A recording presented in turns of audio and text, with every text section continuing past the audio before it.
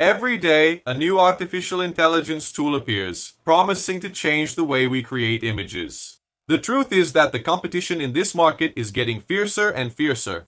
Platforms like Nano Banana Pro and GPT Image have really raised the bar for what you can do with just a few prompts. But now, another competitor has emerged, wanting to enter this race with full force.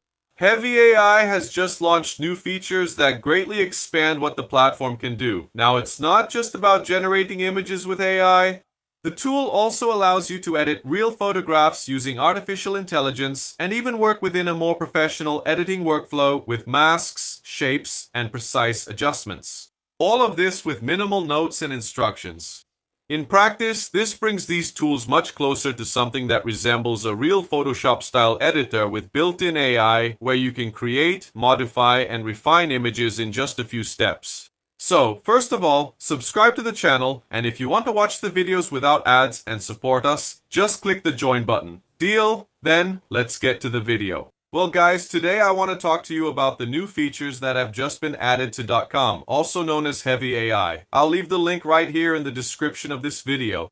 What new features have appeared here? Well, from now on, you can use a system of notes and drawings on the image to edit photos without having to worry about very long or complicated prompts. Everything happens smoothly. With this system, you can choose whether you want to change the background, erase an object, add another one, make changes to the hair, the eyes, and so on.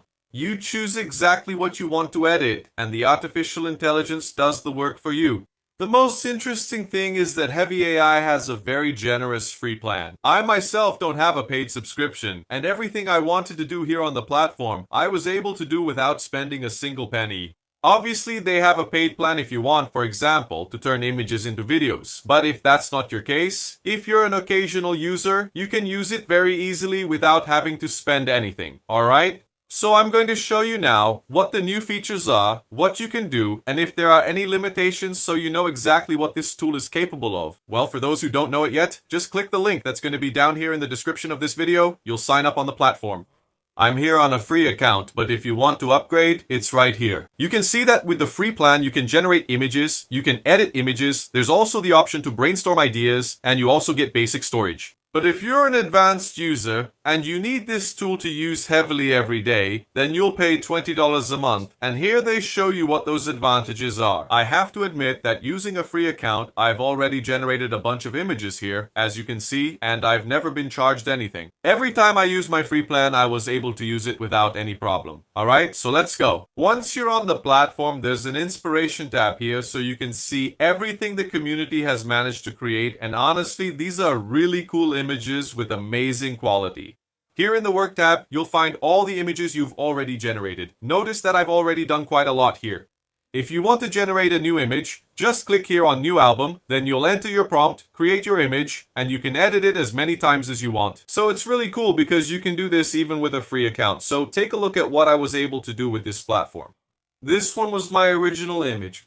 I had a photo here with a white background, then I used the annotation system, asked to zoom in on the image and add a different background.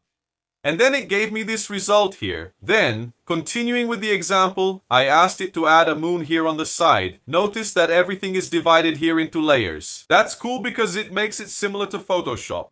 So here I have the woman, the city, and the moon. Everything is divided into layers. I added this moon here using Spotlight. I marked where the moon should be, and AI placed it automatically. Moving the moon to the other side is easy. I just need to bring it over here and click apply. And that's exactly what I did in this image. The moon was here, and I moved it over here.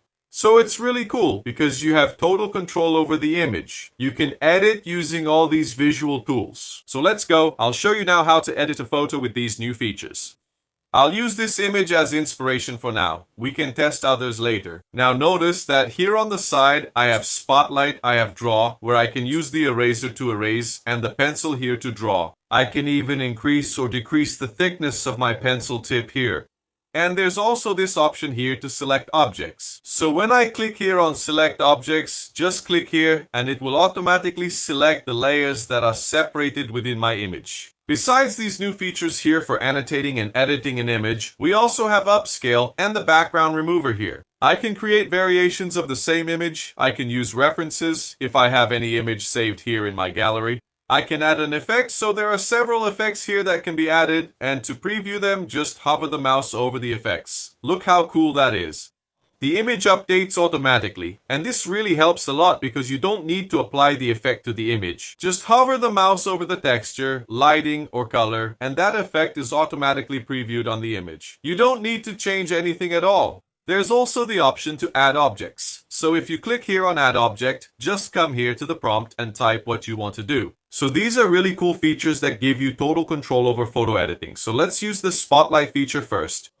Just select the tool here, I'll select it, and notice that the prompt field already appears here. What can I do? Simply write what I want to change, or click here on the @ symbol to add a reference image. That's what I'm going to do now. I'm going to click here on the @ symbol. It already brings up some images I have, but if I want to create others, I just click here on create. Then I come here to this screen. I'm going to click on the plus sign. I'll select all these images. They've already been uploaded. Here in the reference, I'll put Crepusculo. In the instructions, I'll leave it as it is. Here I can also choose how this image will be used. As a person, a style, a product, a logo, a place, a pose, lighting, and so on. Or if you don't know, just leave it on automatic. So I'm going to save it, then I'll come back here to the image and I'll write the following. Pass this as, I'll click on the @ symbol, I'll select my Crepusculo references here, done, then just click send. So it saved my prompt and now I'm going to send it. So look, original image and the image here where I added a Crepusculo reference as lighting. So it's really cool because you can do this in a totally visual way. Going back here to the original image, now I'm going to select the draw tool, click on the pencil, and draw some clouds. That's it, and I'm going to ask it to apply. So I didn't write anything at all, I just drew. It already understood what I drew, saying here that it's going to add some clouds to the sky, and that's it. Look how cool it turned out. So, original image without clouds, edited image with the clouds. Look how interesting that is. So with a really rough little sketch here, it managed to understand and change the image for me. Now let's try a slightly more advanced example. I'm going back here to the inspirations. I'm going to take this image. I'll use Spotlight again. I selected the eyes and I'm going to ask for the following. The woman should have open blue eyes. I'll save it and I'll ask it to apply. Look! Original image, closed eyes, edited image, open blue eyes. See how interesting that is? So, it doesn't just work for landscapes. If you have an image here of any person, an animal, a car, whatever you want, you can ask to make specific edits simply by selecting the area you want. And notice that here I still have my layers. So here I have the woman, the rainbow that's lighting up her face, and also the water droplets here. So everything is divided into layers. Now take a look at this other example here, where I'm going to make multiple edits, starting here with the water. I'm going to ask for the following. Right here, instead of water, orange juice. And the same thing here in the glass. So, prompt here for my glass, and prompt here for my water. Once that's done, just send it. And that's it. Original image, the pitcher pouring water. Edited image, the pitcher pouring orange juice. Pretty cool, right? In this other example here, I'm going to use an image that wasn't generated by AI. This one is a photo I got from the internet. And see what I'm going to ask for. I'm going to select the draw tool here, the pencil. I'll click on this slightly more beige option. I'll draw a circle here and I'll write vanilla ice cream. Then once again, I'm going to select my color palette here. I'll pick something more brown and I'll write chocolate ice cream. Saved. And now here, strawberry ice cream. And finally, I'm going to add a cherry here. Once I've made my requests here, I just need to click on apply. So I can work on several specific areas of the image, and only at the end apply all my edits. Done, it's finished. Vanilla ice cream, chocolate ice cream, strawberry ice cream, and up here my cherry on top. Did you notice the capability, the power of this tool? Why? I was able to make multiple edits just by selecting and typing. Absolutely nothing else. Everything was done in a completely intuitive way, using visual resources, without me having to request complex changes in a prompt. All I had to do was select and write a simple command, and the artificial intelligence was able to edit the image for me. And once again, if I want to make any kind of change to the layers, for example, this chocolate ball is too far to the right. I want to bring it a little more over here. So all I have to do is drag it and ask it to apply. So look, the scoop of ice cream is a little more to the right, and here, the chocolate ice cream scoop is a little closer. So guys, give it a try. Obviously, if you're a heavy user and need to make several edits, the free plan won't be enough, because the credits here are renewed daily. But if you need to make several changes, several edits to an image, then it might be worth paying $20 for their Pro plan. However, with the free plan, if you're an occasional user and only need to make a few changes, then you can use the free plan without any problem. Personally, to make thumbnails and for my daily use here, I've never had a pro account. With my free account, I was able to do everything I wanted without having to spend anything at all. So, what do you guys think about HEV? Can it compete with Nano Banana Pro or GPT Image? Or is it in a different league? Let me know in the comments, alright? I'll see you in the next video. Bye bye!